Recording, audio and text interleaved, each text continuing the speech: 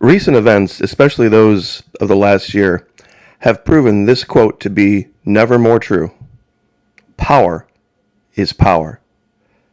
This is, of course, from the HBO series Game of Thrones, the character Cersei Lannister.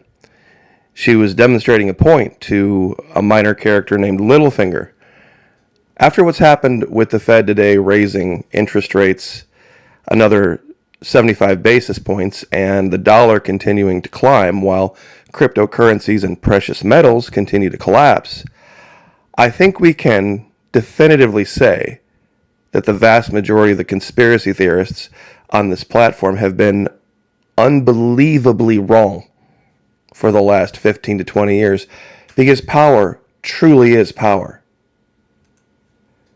Now, this particular character had a father, that the character Tywin Lannister, that was known for making some incredibly wise statements. Now, I know this is TV, but the first few seasons of Game of Thrones was some of the best, most informational you could watch when it comes to good ancient wisdom.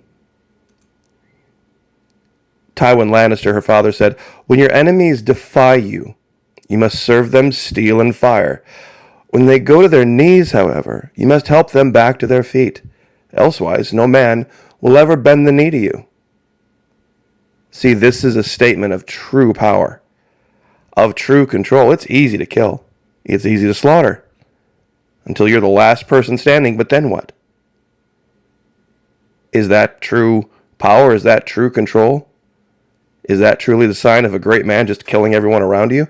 The reason that I say that is I used these images in a video a couple of weeks ago, and I would say at least half the audience completely misunderstood them. This is, of course, the scene that we referenced earlier, where this character Littlefinger is trying to convince Cersei Lannister, the queen of a very powerful family, actually queen of the Seven Kingdoms and the leader of that powerful family, that knowledge was truly power. Well, she had her guards with him and ordered them to seize him and cut his throat, but then she changed her mind and ordered them to step back. And that's where she said, look, power truly is power. It is where men believe it is. It is where most men believe it is. Even if you think you're really right about someone not actually having power, if the vast majority of the people around you or the world believes that that is where the power lies, that is where the power lies. Period. Now, I'm going to cover this again for the slow people in my audience. I didn't think this was too complicated to understand the first time, so those of you who got it the first time, bear with me. In a room sit three great men, a king, a priest, and a rich man, all unarmed. And between them stands one person, a sellsword or a mercenary, the one who has the ability to kill, decide who lives and who dies. Each great man bids, the unarmed great man, bids the sellsword to kill the other two in offer of a reward. So who lives, who dies? I made the allegation, do you kill the king and the priest, for example, so that you get the rich man's reward? Do you kill the priest, hoping for a reward in heaven? Pardon me, do you kill the king and the rich man and allow the priest to live for the reward in heaven? Or do you kill the priest and the rich man, hoping that the king can grant you power? Now, believe it or not, almost half the people said, I kill all three and take everything. They completely misunderstand. This is how many people worship guns. Truly. This is how stupid people get when they get around guns. Just because you kill a king doesn't mean you become a king. Just because you kill a priest doesn't give you a place in heaven. And just because you kill a rich man, you don't get his stuff. In this particular case, you had to leave somebody that you thought would give you actual power. And the point here, because you could not have it for your own on your own. Power resides where men believe it resides. It doesn't matter whether that's actually the case or not. It's where men believe it resides. And believe me, I know we're 5 minutes in. There's a point to this in reality. It has to do with the Fed.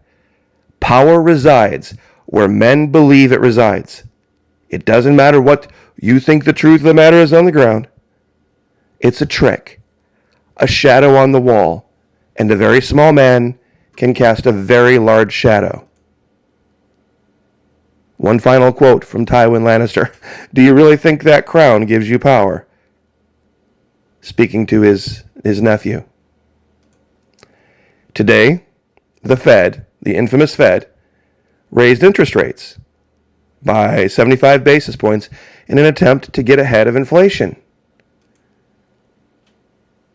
The dollar has never been worth more than it is today. Now, some people say, oh, it's a fake fiat currency. It's not worth anything. You see, you're an idiot. Anybody who says that is an idiot. Because in reality, it is the most powerful currency on the planet. It can buy anything anywhere. And if you had counseled people, for example, to get out of the dollar and get into cryptocurrency 5 years ago, time has now proven you to be a moron. If you had told people to take their cash and sell it for gold, time has proven you to be a moron. Especially in a grid down, power down, end of the world situation, cash will be negotiable, gold won't. I'll guarantee if it's the last loaf of bread for 100 miles, you are much more likely to get a piece of it for cash than you would be for gold. Because what would have to happen for that person who took the gold? They'd have to go find somebody to negotiate that and hope somebody else sees that as a currency. And whether it's really something worth something or not, the fact that people perceive the US dollar to be worth more, that's where the power resides. US dollar hits 2-decade high as Putin rattles markets before a Fed rate hike. They've called up 300,000 reservists in Russia. Bitcoin continuing an epic slide, epic collapse. Years and years we listen to, oh, it's the currency of the future. If bad times really come, you'll really wish that you had bought cryptocurrency because it'll hold its value. Isn't that hilarious now? All the Fed has to do is raise interest rates, and the numbers continue to collapse. Let's refresh this. Even less. And look at the volatility.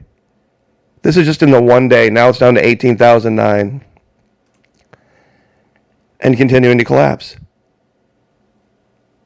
Prices of things are skyrocketing. Speaking of, by the way, and this is a great segue, there's something happening in the geological world that has a lot of them frightened. This is, of course, the blast from last January, the Hunga Tonga blast, that sent pressure waves around the world, loudest ever recorded event in human history. But something else has now been discovered that has people terrified and might actually be the impetus for the final collapse.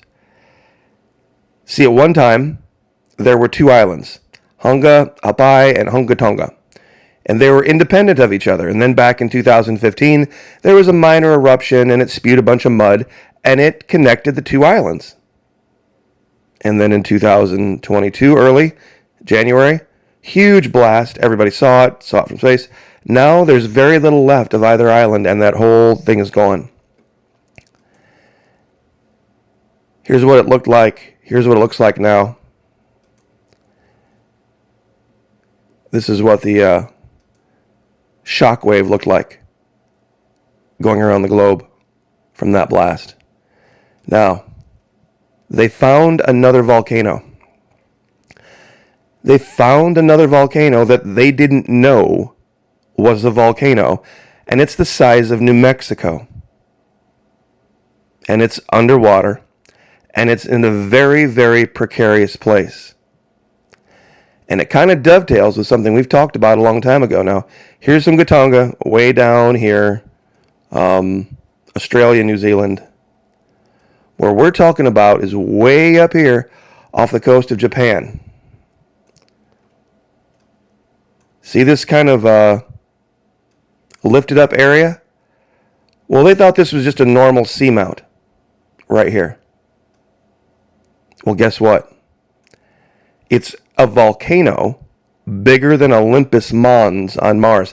Olympus Mons used to be the biggest volcano in the solar system. Now they found one even bigger. Even bigger. And if this thing would let go, now it's 2,000 meters under the water. So someone would say, well, okay, that doesn't sound like a world-ending event. It's what's just north. That's the problem. You see, when the Hunga Tonga blast happened, the seafloor for miles around was excoriated. Not even bacteria can live there. Destroyed everything around it within hundreds of miles. Right up through here, off the coast of Japan, are all the submarine cables that connect the west coast of the United States with Asia. This is where that is, right here. And if that would blow, even if it was just like Hunga Tonga, for example, and it just spewed a bunch of garbage into the air, even if there wasn't a tsunami, the destruction along the seafloor would knock out the vast majority of the cables connecting Asia and North America. This would cause a collapse of the internet. If these cables were all cut, game over. They would never be able to get, not in any real amount of time, out here to fix them. And there'd be not enough ways to reroute traffic. It would cause a mass overload and an entire collapse of the system. We talked about submarine cables a long time ago. Tonga eruption was so intense, it caused the atmosphere to ring like a bell. I had brought up Google Earth. Okay, here's Hunga Tonga. And just to do the mileage on this, and the blast here was seen from space. I mean, the cloud covered everything, hundreds of miles in every direction. Up here off the coast of Japan, right here, this is what they call the Shotski Rise. This region down here is actually now known to be a huge, huge volcano. The entire thing is one giant volcano bigger than the state of New Mexico. And if it would let go, and yes, it's submerged, but if it would let go, all of those cables that run just north of it to the west coast, completely excoriated from the seafloor. Totally destroyed and almost not replaceable. Not in our lifetimes. Because they'd never be able to get back out there because of the pyroclastic flows on the seafloor. See, when they laid these cables, they didn't know that this was a volcano. This has just been discovered. This is something brand new. And they don't know what they're going to do. They don't know how they're going to fix it. A lot of people think that the vast majority of internet traffic travels by satellite. That's not true. That's absolutely not true. It's these cables that run on the seafloor. There's a whole bunch of them that run all over the globe. The military would be blind. The economic system would collapse if this were to let go. Here's Japan. Here's the Shotski Rise. This thing lets go, it's over. So, anyway, as much power sometimes as we think we have in the world, there are things that can happen that make everything we're doing seem like rearranging deck chairs on the Titanic. There's some things you can prepare for and some things you cannot. So, power is power. God bless. Like, share, subscribe.